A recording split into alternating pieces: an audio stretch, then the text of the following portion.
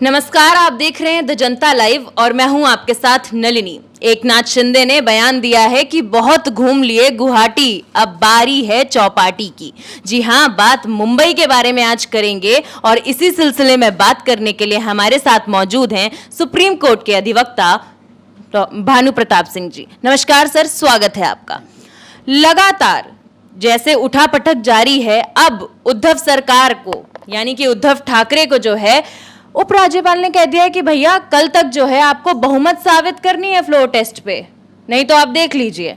अचानक से इतना बड़ा फैसला और इतनी जल्दबाजी में डिसीजंस आ रहे हैं। देखिए, मुझे लगता है कि ये पूरी पटकथा, इसमें तो कोई शक नहीं है कि इस पटकथा को लिखने वाला कौन है, कहाँ से हो रही है।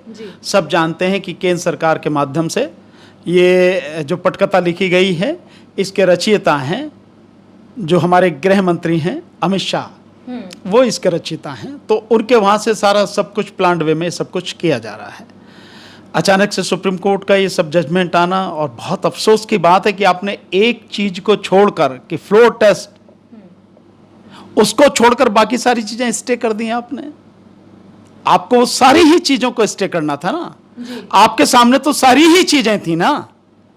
अभी वहां पर उपाध्यक्ष द्वारा जो 16 लोगों की, जो 16 विधायक हैं, उनकी सदस्यता रहेगी नहीं रहेगी, उसका जवाब आना है। उसको क्या होना है क्या नहीं होना, वो सब होना है। आपने वो सब कुछ स्टे करके और केवल एक रास्ता खुला आपने छोड़ दिया कि भाई इसमें जो है वो फ्लोर टेस्ट अगर कराना चाहें तो राज्यपाल उसको करा सकते हैं। तो राज्यपाल फ्लोर टेस्ट कराएंगे कि जो वर्तमान स्थिति है उस स्थिति से तो ऐसा लग रहा है कि कल जब ये पटल पर सदन में ये फ्लोर टेस्ट होगा तो उद्धव ठाकरे सरकार जो है वो गिर जाएगी। शिवसेना सरकार जो है, वो महाआघाड़ी की जो सरकार है वो गिर जाएगी, और उसके बाद में फिर जो है बीजेपी सरकार बनी जाएगी। तो फिर उसके बाद में जो सुप्रीम कोर्ट में सारे ये पिटीशन पड़े हैं, इन सब का क्या अर्थ रह जाता है? जिसमें 12 तारीख रखी है, इनका क्या अर्थ रह जाएगा? जब सरकार ही गिर गई और सरकार नहीं बन गई, तो फिर इन सारी चीजों को जिनको लेकर सब लोग सुप्रीम कोर्ट गए हैं, सुप्रीम कोर्ट ने सबको नोटिस दिया है, उसका अर्थ क्या रह जाएगा? कार्रवाई होनी ये चाहिए थी कि तमाम कार्रवाई बंद होनी चाहिए थी, स्टे होनी चाहिए, सब कुछ सब स्थगित होना चाहिए था, उसी तरह का रहना चाहिए था जैसी स्थिति कोर्ट के सामने जाते समय थी, वो सब स्टे होनी चाहिए थी। और जब कोर्ट डिसाइड कर देते उसके बाद सब कुछ होता। लिखते तो आपने एक रास्ता दे दिया कि भैया इस रास्ते से तुम्हें जो करना है करो, बाकी की चिंता मत करो। उसके बाद इन्फ्रैक्चस हो जाएगा, ये जब सरकार बन जाएगी उसका कोई मतलब नहीं रहेगा, कहानी खत्म। मतलब आर पार की लड़ाई तुम्हारी है, हम रास्ते तुम्हें दे रहे हैं, बाकी आप देख लीजिए। बिल्कुल बिल्कुल सीधा रास्ता बनाया गया है। इसमें कहां कोई ऐसी बात, कोई ऐसी चीज थोड़ी है कि जो बड़ा बारीक कोई गणित है। तो मोटी मोटी बात है, साफ समझ में आ रही है। शिव सैनिकों ने आज ईडी के दफ्तर के बाहर बीजेपी कार्यालय का बैनर लगा दिया है। बहुत अच्छा किया है, बहुत अच्छा किया है। बल्कि मैं समझता हूं बीजेपी का नहीं, मोदी जी का लगा देना, मोदी जी और अमित शाह का दोनों का फोटो लगा के वो कर देना चाहिए था कि ये कार्यालय इनका कार्यालय है, मोदी जी का और अमित शाह जी का कार्यालय है, ईडी कार्यालय, ये लगाना चाहिए था तो ज्यादा बढ़िया रहता। उनका कहना है, शिव सैनिकों का कहना है, आज जो है उन्होंने उद्धव सरकार यानी उद्धव ठाकरे के घर के बाहर जो है एक मोर्चा निकाला और कहा है कि भैया जितने भी बागी विधायक हैं उन्हें पृष्ठभूमि पे कदम नहीं रखने देंगे महाराष्ट्र में। चलिए देखिए, उनका वो है, मैं समझता हूं किसी भी तरह की हिंसा नहीं होनी चाहिए, किसी तरह की तोड़फोड़ नहीं होनी चाहिए, गैर कानूनी कार्य कुछ भी नहीं होना चाहिए। कानून के दायरे में, संविधान के दायरे में सारी चीजें हों, बहुत बेहतर है, समझे ना, इस तरह नहीं। लेकिन एक बहुत बड़ा एक सवाल मेरे दिमाग में है, मैं आपके सामने वो चीज रखना चाहता हूं, आपके माध्यम से ये जनता तक पहुंचे, ये बड़ी चीज है। ईडी ने जिन लोगों के खिलाफ नोटिस दी है वो सारे के सारे लोग गुवाहाटी में थे, एक छत के तले थे सारे के सारे, एक होटल में थे, रेडिसन होटल में थे।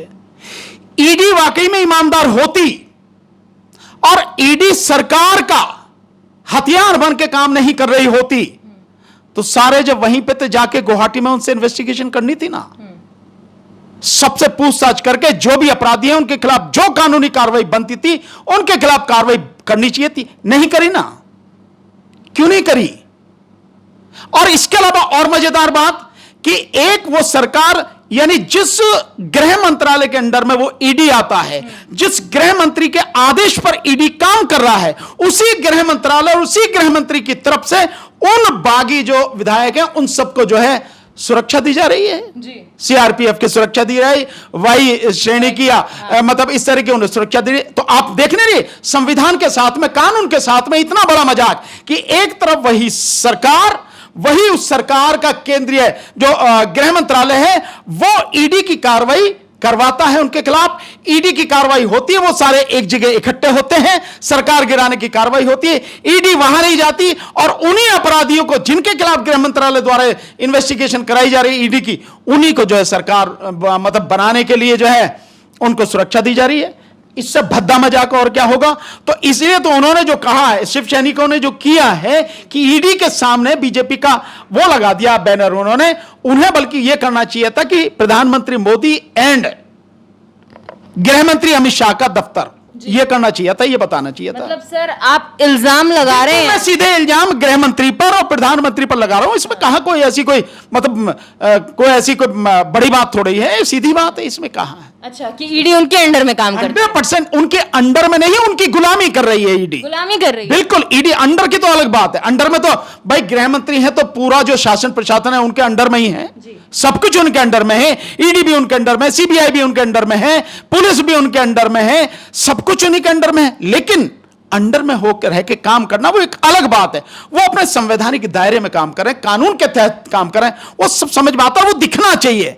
यहां तो साफ दिख रहा है कि डिपार्टमेंट, एक पूरा डिपार्टमेंट गुलामी कर रहा है जी, एक गृह मंत्री की गुलामी कर रहा है जी। एक सवाल उठकर आता है, जब भी बात कहीं ना कहीं किसी भी मुद्दे की होती है, अचानक से ईडी उठ जाता है, ईडी की कार्यवाही शुरू हो जाती है, क्या लग क्या रहा है? देखिए, ये वाकई में बड़ी कलाकारी है मोदी सरकार की कि जब कोई ऐसा मुद्दा जिससे मोदी सरकार का गिरेबान जनता पकड़ने को हो, उनकी गर्दन जनता के हाथ में आने को हो और सरकार पूरी तरह से फंस जाए, उसी समय एक ऐसा मुद्दा लाओ कि बाकी वो जो मेन मुद्दा है जिस पर सरकार घिर रही है वो मुद्दा साफ हो जाता। और इनका जो आईटी सेल है और इनका जो गोदी मीडिया, वो मिलकर इतना हल्ला मचाता है कि वो सारी चीजें जो सब डाइल्यूट हो जाती हैं, मुद्दा कहीं और चला जाता है। कहां गोदी मीडिया सर, कहां गोदी मीडिया? आप कह रहे हैं गोदी मीडिया हल्ला मचाता है, वो तो बता रहे हैं कि जो है सरकार अगर बीजेपी की आएगी तो कैसा रहेगा, शिवसेना है तो अभी क्या हालात चल रहे हैं। आप कह रहे हैं गोदी मीडिया। गुलाम जो उसका मालिक उसे कहेगा, बताएगा, उसी तरह के काम करता है, उससे ज्यादा नहीं कर सकता। बल्कि ये तो गुलामी में इस हद तक डूब चुके हैं कि अपने मालिक को खुश करने के लिए और भी अपनी तरफ से बढ़ा चढ़ा के जाने क्या क्या करते हैं। अच्छा, ये जो आप बात करी ये उसी की है कि बीजेपी आएगी तो ये होगा, बीजेपी आएगी तो ये होगा। बीजेपी की औकात है, प्रधानमंत्री गृह मंत्री की औकात है, मोदी सरकार की औकात है, गुलामी कर रहे इस गोदी मीडिया की औकात है कि यह बता सके कि इस देश में बेरोजगारी का क्या हाल है, उसका कारण क्या है, उसके लिए कितनी बड़ी मात्रा में जिम्मेदार है मोदी सरकार। है हिम्मत बता सकता है, बता सकता है कि इस देश में शिक्षा का जो बंटा ढार कर दिया गया, महंगाई की जो लगातार स्थिति है, आज इस समय जब मैं आपसे बात कर रहा हूं, देश का जो रुपया है डॉलर के मुकाबले उसकी कीमत 78 रुपए 95 पैसे हो गई है। यह स्थिति है और अभी आप देखना आने वाले समय में वो 80 पार करके जाएगा। इसके लिए जिम्मेदार कौन है? हिम्मत है तो वो गोदी मीडिया और यह सरकार बताए ना। इस पे प्रधानमंत्री बड़ी लंबी लंबी फेंक रहे, वहां जाके जर्मनी में वो भाड़े की जो भीड़ है वो इकट्ठी करके और वहां पे बता रहे कि इंडिया ये हो गया, इंडिया ये हो गया। अबे ये भी तो बताओ कि इंडिया को तुमने कितना गर्क में ढकेल दिया। इंडिया जो है कहां से कहां पहुंच गया है, भूख में पूरी दुनिया में सूचकांक में कहां पहुंच गया, जो प्रेस की आजादी है उसमें कहां पहुंच गया, धार्मिक नफरत में कहां पहुंच गया, कहां कहां पहुंच गया, उससे बताओ ना। एनवायरमेंट में कहां पहुंच गया इंडिया, उसमें तो सबसे फिसड्डी हो आप, पूरी दुनिया में आपकी हालत, उससे बताओ ना। उसे नहीं बताएंगे। सर, एकनाथ शिंदे ने बोला है कि जब से शिवसेना जो है कांग्रेस और एनसीपी के साथ काम कर रही है तब से वो हिंदुत्व का जो मसला है उन्होंने छोड़ दिया है। तो एकनाथ शिंदे का कहना है कि बीजेपी के साथ मैं इसलिए आना चाहता हूं कि मैं हिंदुत्व को बचाना चाहता हूं। ये बचाएगा हिंदुत्व को और बचाने की बात कर रहा है। इससे पूछो एकनाथ शिंदे से 2014 में जब बीजेपी के साथ ही सरकार में शामिल थे शिवसेना, उस समय एकनाथ शिंदे ने कहा था कि छोड़ो बीजेपी का साथ, अन्यथा तो हमारी पार्टी जो है खत्म हो जाएगी। तब नहीं था, बीजेपी तो तब भी हिंदुत्व की बात कर रही थी, बीजेपी तो हमेशा हिंदुत्व की बात कर रही है।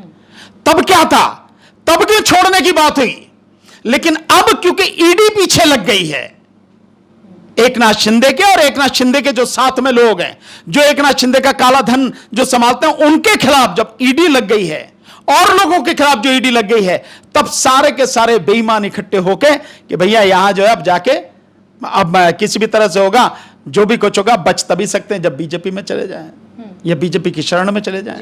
ये सारी चीजें हैं। तो ये जो लोग कह रहे हैं, इनका किसी विचारधारा से कोई लेना देना नहीं है, इनका सिर्फ अपना स्वार्थ पूरा होना चाहिए, और जो बेईमानी से इन लोगों ने पैसा कमाया है वो पैसा किसी तरह से बच जाए, इन्हें जेल ना जाना पड़े, सब इसके लिए सारी कवायद हो रही है और कुछ नहीं है। हर कोई इस बात को जानता है। पहले सूरत, फिर वही सवाल कर रही हूँ, अब गोवा, अब गोवा। हाँ। पैसा जो बजट खर्चा हो रहा है हाँ वही बोलने जा रही हूँ। सर जैसा कि आप भी देखते आए हैं, हम सब देखते आए हैं कि सबसे पहले जो है बागी विधायकों को सूरत ले जाया गया, फिर वहां से गुवाहाटी, असम, है ना, और अब कहा जा रहा है कि रात तक उन्हें गोवा ले जाया जाएगा। कहाँ से आ रहा है इतना पैसा? मतलब असम बाढ़ ग्रसित है और वहां के लोगों को किसी भी प्रकार की मदद नहीं मिल रही है प्रशासन से, मगर बागी विधायकों को लगातार वाई प्लस सिक्योरिटी मिल रही है, लगातार उनके 5 स्टार होटल्स में रहना हो रहा है। क्या लगता है कौन उठा रहा है ये खर्चा? एक शब्द में कहूं तो बीजेपी मैनेज कर रही है सारा सब कुछ, सीधा सीधा तो यही है। भाई आप इसके कोई कह कि सबूत तो बहुत सी चीजों के नहीं मिलते, लेकिन जब बीजेपी शासित राज्यों में ही ये जा रहे हैं, बीजेपी के मंत्री और मुख्यमंत्री ही सारी व्यवस्था करवा रहे हैं, मिलने भी जा रहे हैं हाँ। सब कुछ, और जो प्राइवेट मतलब चार्टर्ड विमान है उनसे जा रहे हैं, जिस विमान का सूरत से गुवाहाटी जाने के लिए एक व्यक्ति का जो किराया है वो 20 लाख रुपए, 20 हजार नहीं, 20 लाख रुपए एक व्यक्ति का किराया है। जब उससे आना जाना हो रहा है तो किसके खाते से जा रहा है? सब कुछ जानते हैं, सबको मालूम है, किसका कभी पता नहीं लगेगा, लेकिन मैनेजमेंट किसका? बीजेपी का मैनेजमेंट है। एक मुख्यमंत्री खुलेआम झूठ बोल रहा है कि मुझे तो पता नहीं है कि कौन है, हेमंत विश्व शर्मा वहां पे असम में, और वही मुख्यमंत्री पूरे होटल को बुक करा रहा, सारी व्यवस्था वो करवा रहा, कह रहा मुझे पता ही नहीं है कि कौन आ रहा है। एक शब्द का घेराव करना चाहूंगी यहाँ पे, आपने बात की है हेमंत जी की, वही वो उसी रात उस होटल रेडिसन ब्लू में थे जिसकी अगली सुबह वहां विधायक पहुंचे। तो कहा जा रहा है ये तो सिर्फ कोइंसिडेंस है, आप लोग बेवजह इल्जाम लगा रहे हैं कि सीएम साहब जो है उनके लिए रुके थे जाके। केवल उस रात नहीं, 1 घंटे पहले, विधायकों के पहुंचने के 1 घंटे पहले तक वो वही है, ये सारा रिकॉर्ड है। सारी व्यवस्था उन्होंने कराई। 196 कमरों का होटल, 5 स्टार होटल, जिसके एक कमरे की कीमत कम से कम 6,000 कम से कम होगी, कम से कम इतनी है।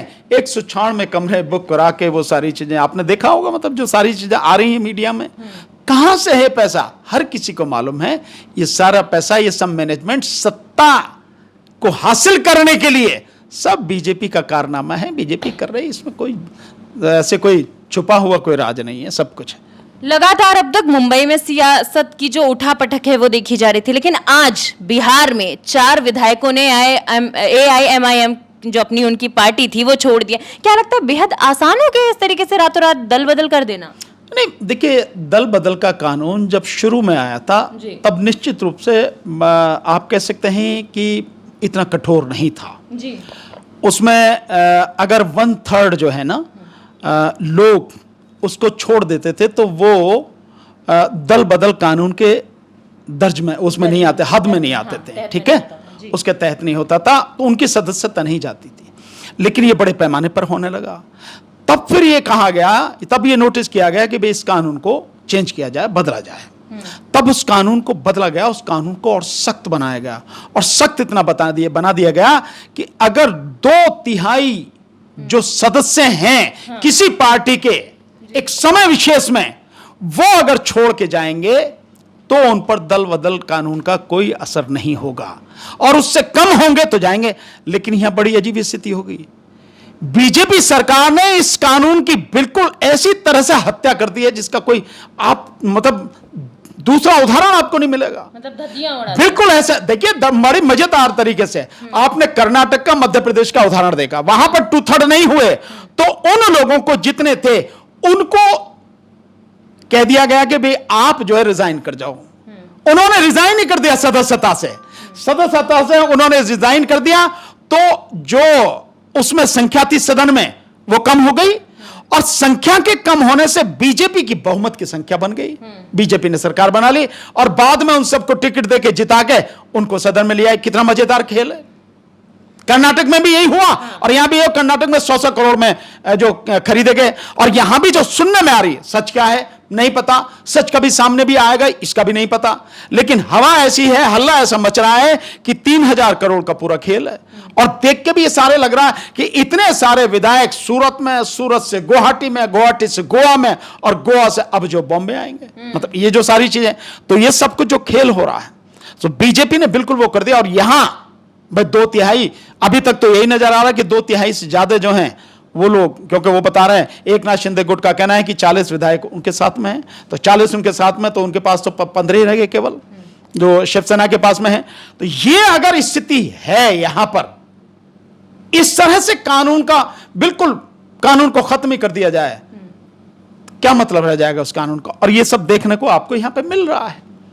तो कानून तो बहुत अच्छा था, लेकिन यहां पर बीजेपी ने, और बीजेपी पर जो अथाह पैसा है, और पैसे का और ईडी का, इनकम टैक्स का, सीबीआई का, ये जो सारा खेल है, ये जो इनके हथियार के रूप में काम कर रही है सारी संस्थाएं, इन सब ने कानून को बिल्कुल पूरी तरह से खत्म कर दिया। मतलब आप कहना चाह रहे हैं कि ईडी, इनकम टैक्स, सीबीआई सब बीजेपी के हाथ में है? बीजेपी के सब कुछ उनके हाथ में, केवल हाथ में नहीं है, बल्कि जिस तरह से हथियार के रूप में विरोधियों के खिलाफ वो इसका इस्तेमाल करते हैं, ये बहुत गंभीर परिस्थिति है। कल अगर फ्लोर टेस्ट होगा तो क्या लगता है सरकार को? ठीक है सर, आखिरी सवाल लेते हैं। अब कल फ्लो टेस्ट की बात कही गई है, क्या लगता है उद्धव सरकार टिक पाएगी, अपने पैर जमा पाएगी, या सरकार गिर जाएगी? देखिए, जो वर्तमान आंकड़े सामने आ रहे हैं, उन आंकड़ों से तो यही लगता है कि कल उद्धव सरकार गिर जाएगी। और उद्धव सरकार गिर जाएगी तो स्वाभाविक है कि उन्हें रिजाइन करना पड़ेगा। और मैं समझता हूं उसके बाद जो सबसे पहली कार्रवाई होगी, उसके बाद कार्रवाई होगी कि जो अध्यक्ष है, अध्यक्ष पद का चुनाव होगा। जो विधानसभा का अध्यक्ष है उसका चुनाव होगा, विधानसभा अध्यक्ष चुना जाएगा। देन उसके बाद में उनको जो समय जो है राज्यपाल की तरफ से उनको दिया जाएगा। जो भी सरकार बनाए, स्वाभाविक है बीजेपी बनाएगी सरकार, तो बीजेपी को समय दिया जाएगा। वो सबको मालूम है, फडणवीस जो है, इसको सबको मालूम है कि अगर बीजेपी की सरकार बनती है तो फडणवीस ही जो है मुख्यमंत्री होंगे। तो सब, हाँ बिल्कुल, इसमें कोई ऐसी बात नहीं, सामने है सब कुछ। तो ये थी हमारी भानु प्रताप जी से बातचीत। इस दौरान हमें ये पता लगा कि देखिए, सरकार गिरना या ना गिरना, ये इसका पूरा खुलासा कल होगा जब फ्लो टेस्ट होगा। साथ ही साथ कहीं ना कहीं संविधान से बेहद छेड़खानी की जा रही है। इस तरीके की चीज़ें नहीं होनी चाहिए। फिलहाल के लिए इस रिपोर्ट में बस इतना ही। ऐसी ही खबरों के लिए देखते रहिए द जनता लाइव।